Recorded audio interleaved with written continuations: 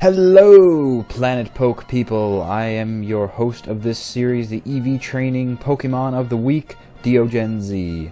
And this week we are going to talk about raising a supporter. But before we get to which Pokemon it is going to be, I want to mention what is a supporter, because you might not know. Just like we have classifications for high attack Pokemon, high defense Pokemon, sweepers, and walls, we also have a term in the metagame for those Pokemon who don't necessarily have great stats, but due to their abilities, due to the move pool that they have access to, they can greatly assist your overall team. So it's a member that might throw a spike barrier up, or a toxic spikes, or stealth rocks, and then boost up light screen only to switch out to another member in order to boost your entire team's defense wall, plus make a hazard trap for your opponent upon entry of switch. This is the kind of thing I mean when I'm saying a supporter. Supporters are not meant to take lots of damage, they're not meant to deal out massive attacks. They're simply meant to do as their name is intended, support the rest of your members.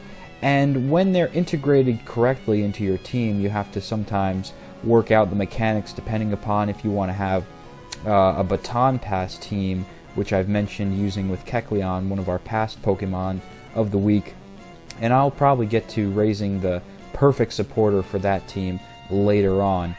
But it's all about cats interrupting recordings. No, but it's all about making sure that whatever ability, whatever set of attributes your supporter has to offer, it's something that your team members couldn't do without.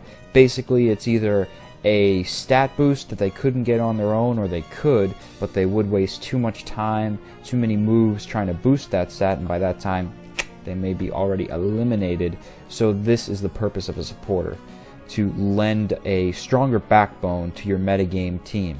And this week's Pokemon is the purple little gremlin from the Hoenn Caves with the blue and red ruby and sapphire eyes.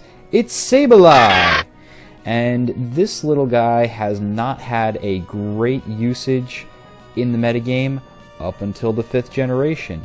See, every generation things shift and things change. That's why if you keep up with this series, and as the game progresses on, it'll be interesting to see how we have to change strategies, rework already trained Pokemon, and see how we can manifest some new stats out of what we might have in the future with Pokemon. But right now, with the 5th gen, if you go into the Dream World, which is a accessible area online that you can get by sending your Pokemon to sleep in black or white, and then going to the website, making an account, logging in, and seeing your little Pokemon, and rummaging around until you find the minigames that will allow you to find a Sableye.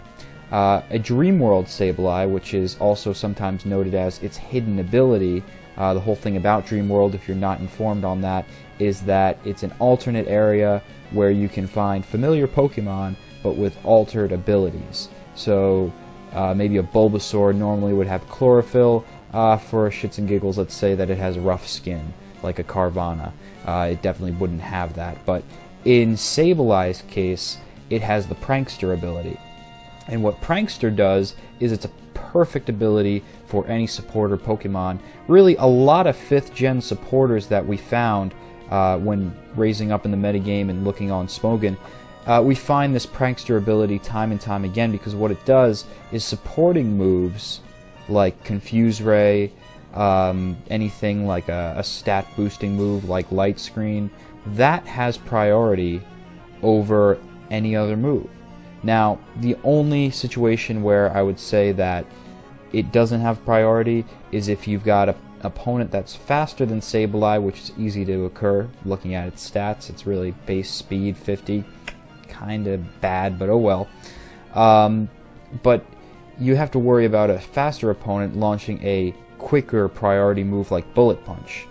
If a Scizor came and Bullet Punched at Sableye, unfortunately the Prankster ability would be null and void.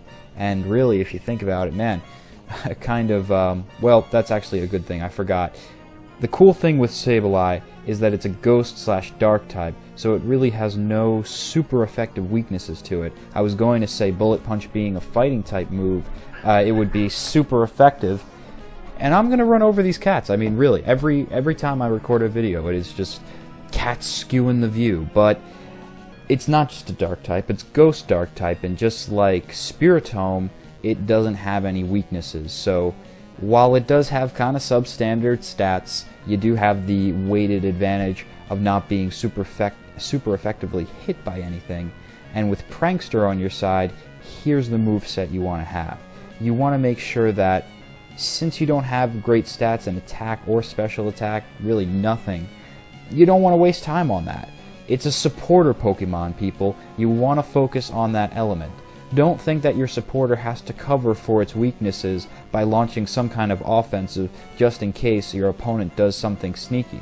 If your opponent switches up the game on you and you can't use your supporter as you had supposed it before they pulled that trick on you, then pull back Sableye for a moment and throw out something that's going to be stronger like a wall until you can reformulate your strategy. Don't use it as death fodder. Use its move pool to its advantage.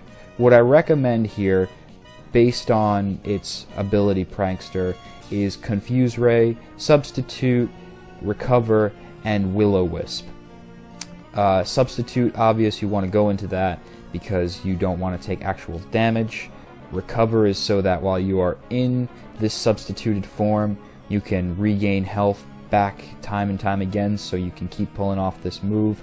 Confuse Ray I would launch first out of everything, because Confuse Ray has the capability of actually messing up your opponent's attack, and that's very vital when keeping up your sub. Now, something you want to do, why you want to do Substitution first, out of all the other moves that it has accessible to it, is because usually in the first move, especially if they're not expecting a Prankster Sableye to pop out, people are going to focus on boosting their attack, boosting their defenses, whatever their first Pokemon's choice is going to be. Usually a sweeper, sometimes it's their own supporter just getting ready to set up stealth rocks. But even if they do throw the rocks at you, getting in that substitute is vital, because you won't be attacked immediately. You have time to launch now a sort of pseudo-offensive supporting move in the form of Confuse Ray or Will-O-Wisp, and I say go with Confuse Ray. Will-O-Wisp you could do later. Confuse Ray can actually block their attack, and as much damage you can hold off from hitting the sub, the better. Because guess what, people? As soon as your opponent has supercharged their first Pokemon sent out, they're gonna unleash it all on Sableye, and it's probably just gonna be a one hit that knocks the sub out of the way. But if you can confuse them, and you can just whittle down their life with Will-O-Wisp, which also subtracts from their attacking capabilities too, then you can have a shot. Now, what I wanted to recommend in the form of what to do with the Sableye's EVs, since it has this Prankster ability at its disposal with Dream World, do keep in mind if you breed yourself a Sableye and you expect it to have this ability and you're not seeing it, it's because it has to come from Dream World. Now, you can breed a Dream World Sableye to make that offspring have further iterations of that ability, and that's a cool thing to do if you want to trade that Sableye to a friend and him or her has not found it in their dream world. So do lots of collaborating. Talk in the comments section below if anybody's looking for a Prankster Sableye.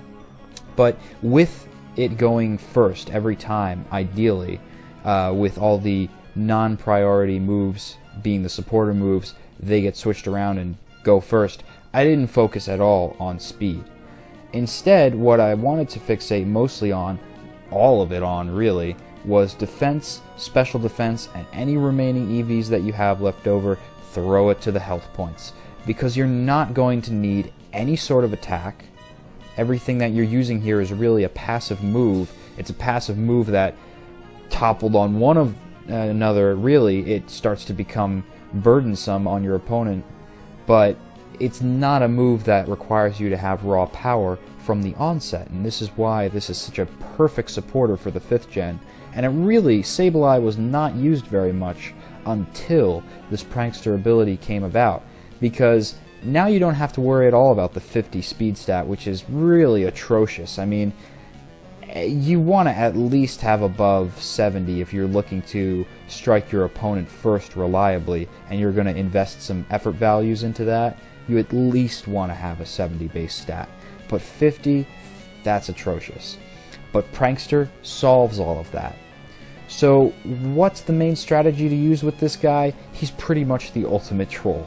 I mean, I think you can already find videos of many metagame battles with people using him as the troll he is.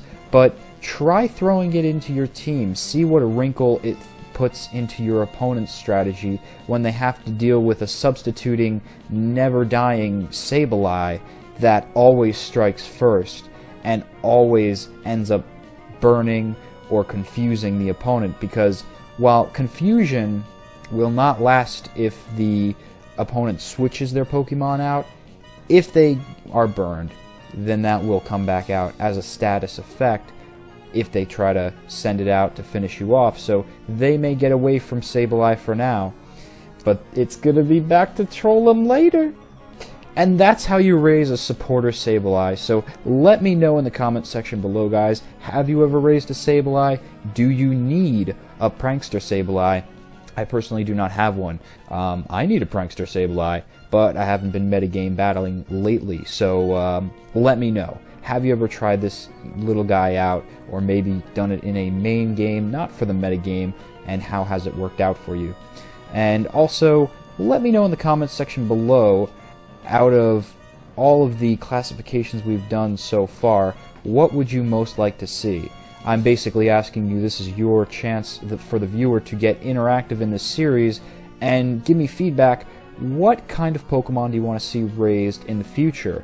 A supporter, a wall, or a sweeper? One with great offense, the sweeper. One with great defense, the wall. Or one that is a tricky Sableye type of a character that can throw your opponents for a loop with supporting moves, the supporter. It's up to you guys, and I'll be looking in the comments section periodically to check what shall I train next. Okay guys, I will leave it to you. I'm DiogenZ. Remember to subscribe to Planet Poke. See you in the future.